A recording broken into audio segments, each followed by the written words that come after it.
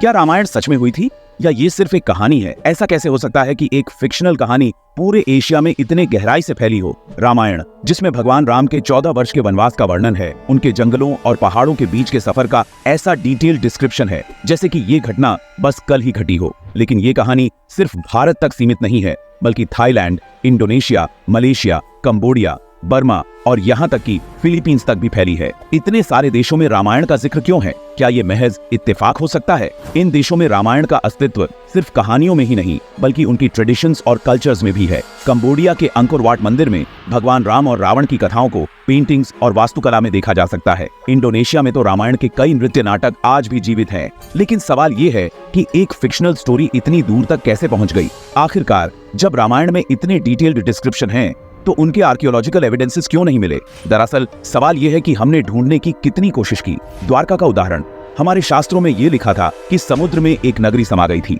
और फिर professor SR. Rao ने इस नगरी को खोजने में अपनी जिंदगी के 20 साल लगा दिए, वो भी जब उनकी खुद की सरकार ने उन्हें फंडिंग और इक्विपमेंट्स देने में कोई खास मदद नहीं की। फिर भी प्रोफेसर राव ने अपने हौसले से उस नगरी को खोज निकाला। अगर हमारे पास इस तरह के प्रोजेक्ट्स के लिए प्रॉपर सपोर्ट और फंडिंग हो, तो क्या हम भगवान राम के समय से जुड़े किसी और रहस्य को उजागर कर सकते हैं?